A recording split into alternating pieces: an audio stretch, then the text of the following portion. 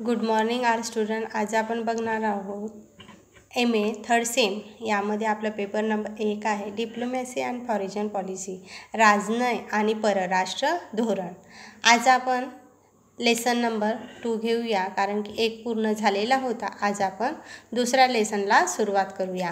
यामध्ये आज आपण अर्थ, व्याख्या आणि प्रस्तावना बघूया.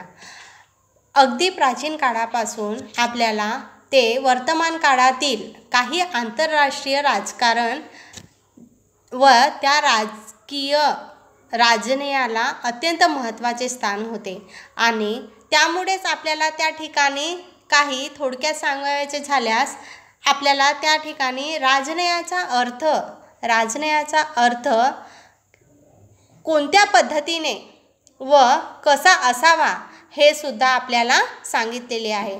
त्यामध्ये अनेक वाटाघाटी करून आंतरराष्ट्रीय संबंधाचे जे काही व्यवसाय असतात त्या व्यवसायाला त्या ठिकाणी दुसऱ्या शब्दात राजनय ही एक कला आहे की जिच्या माध्यमातून आपल्याला आंतरराष्ट्रीय संबंध हे सोयीचे करणे सोपे झालेले आहे. कारण की मनुष्य हा फार पूर्वीपासून त्या ठिकाणी रानटी आणि पशुतुल्य असे जीवन जगत होता.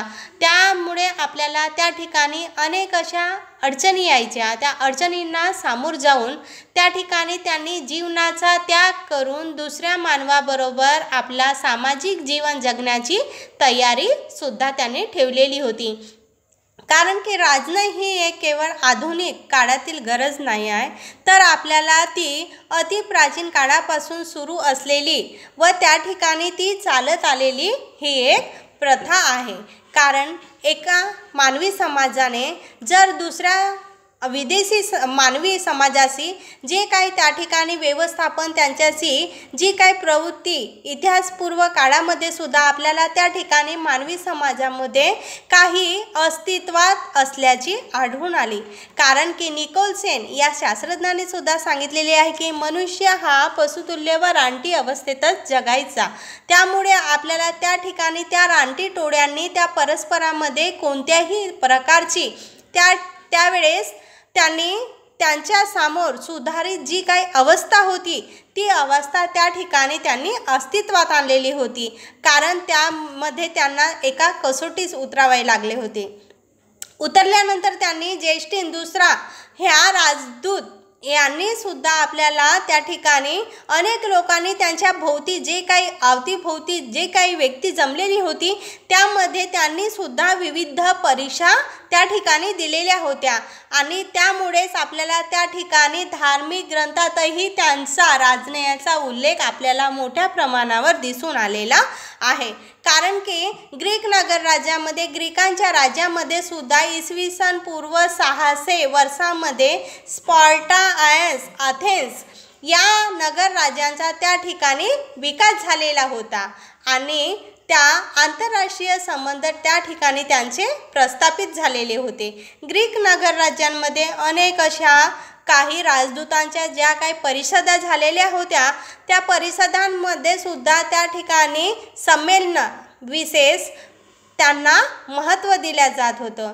कारण त्यामुळेच आपल्याला त्या राजदूतांच्या ज्या काही कठोर परिश्रम इच्छात्मक त्यांचा जो काही पद्धतीचा लोप झालेला होता तो आपल्याला इसवी सन पूर्व 432 मध्ये त्या ठिकाणी त्या स्पार्टामधील अथेन्स या राज्याविरुद्ध त्यांनी कार्यवाही जी काही सुरू केलेली होती त्या कार्यवाहीस आपल्याला ती पात्र करण्यासाठी त्यांनी अनेक प्रयत्न केलेले होते. त्या प्रयत्नातूनच त्यांनी आपला मार्ग शोधून काढलेला होता. कारण की त्यावेळेस अनेक अशा रोमन राज्यांनी त्या ठिकाणी अनेक राजनयाचा वारसा तो त्यांनी ग्रीकांकडूनच प्राप्त केलेला होता आणि त्यामुळे आपल्याला तो रोमन राजनय त्या ठिकाणी परिपक्व स्वरूपाचा जरी असला तरी रोमन साम्राज्याचे हे फार त्या ठिकाणी विस्तृत महत्त्व होते. कारण त्यामध्ये जवळपास 350 राज्यांचा त्या ठिकाणी राज्यांचा समावेश केलेला होता. समावेश केल्यामुळे त्यांनी त्या राज्यांचे बरेच महत्त्व व त्यांना ज्या काही रोमनांना वास्तविक राजकीय विकास, त्यांच्या विकास होण्यासाठी जी काय आवश्यक तत्वे होती, मूल्य होती, त्यांचा सुद्धा त्या ठिकाणी महत्त्व सांगितलेला आहे. कारण की 1648 सालमध्ये जेव्हा आपल्याला वेस्टफोलिया तहानंतर सरंजाईचा जो काही उदय झाला आणि त्यामुळेच रोमन सत्तेचा त्या ठिकाणी ऱ्हास झालेला होता. राज झाल्यानंतर त्यामध्ये जी काही सत्ता टिकवण्यासाठी रोमन राज्यांना अनेक प्रयत्न करावे लागले होते. त्या प्रयत्नांमधूनच आपल्याला त्यांना अनेक धर्मांचा व आपल्यामध्ये मित्र जोडण्याचा एक अनुभवसुद्धा त्यांना आलेला होता. त्यामध्ये त्यांनी ख्रिस्ती समाजाला सुद्धा त्यांनी धर्माचा त्या ठिकाणी प्रचार व प्रसार केलेला होता आणि राजनैतिक कार्य त्या ठिकाणी सुरू केलेले होते. राजनैतिक कार्य सुरू करत असताना त्यांना अनेक रोमनांनी अनेक अडचणीसुद्धा सांगितलेल्या होत्या, परंतु त्या ठिकाणी जो काही निर्माण करण्याची जी काही प्रथा होती ही सर्वप्रथम त्यांनी सुरू केली आणि त्यांचे बरेच काही कार्य होते. ते कार्य रोमन सम्राटांच्या वर्चस्व काम करण्यासाठी किंवा त्यांचा प्रयत्न टिकवण्यासाठी त्या ठिकाणी केले जात असे.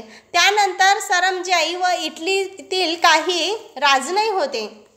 सरंजाई आणि इटलीतील जे काही राजकीय राजनैतिक होते त्यामध्ये सरंजाईतील त्या राजनैतिकाचा हेतू हा शेजारी राष्ट्राच्या हितसंबंधाविरुद्ध खेळणे किंवा परस्परांना एकमेकांविरुद्ध चितावणे एवढाच मर्यादित स्वरूपाचा होता आणि त्यामुळेच आपल्याला केवळ त्या ठिकाणी त्यांच्या भाषणाविरुद्ध किंवा त्या राजदूतांनी आपले जे काही उद्दिष्ट स्पष्ट करण्याचा जो काही प्रयत्न करीत होते त्या प्रयत्नामुळेच आपल्याला अनेक अडचणी सामोर आलेल्या होत्या.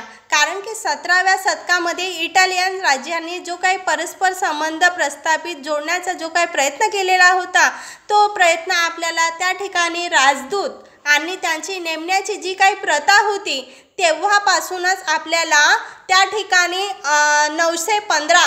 915 या सालापर्यंत आपल्याला त्या ठिकाणी राजनैतिक व्यवहारसुद्धा त्यांचे सुरू असलेले दिसून आले.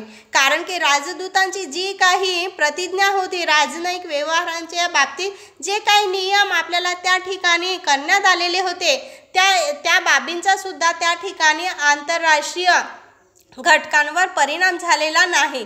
तसेच त्यांना जे काही कार्य अर्वाचीन राजनैतिक हा इटालियन राजण्याचा जो काही मुख्य उद्देश होता तो त्यांच्या संबंधातून तो उदयास आलेला होता. कारण त्यामुळे आपल्याला इटालियन राज्ये ही सरंजाईची जरी असली तरीसुद्धा त्या प्रदेशाच्या आत व मध्येच असलेली ती एक सामान्य हेतू होतं आणि त्यामुळेच आपल्याला ती सामान्य हेतूने त्यांच्या एकत्रित करण्यात आलेली ती त्यांच्यामधली एक स्पर्धा होती आणि त्या स्पर्धेमुळे त्यांनी परस्पर जो काही करार केलेला होता तो करारसुद्धा आपला त्या ठिकाणी प्रभाव पाडण्या वृत्तीचा व इटलीमधील जी काही कुशल राजनैतिक तज्ज्ञांची जी काही आवश्यकता भासू लागलेली होती परंतु इटलीने त्या ठिकाणी कायम स्वरूपाची ती वास्तविक स्वरूपाची पद्धतीसुद्धा त्या ठिकाणी निर्माण केलेली होती. Thank you all student. पुढच्या भागामध्ये आपण घेऊया.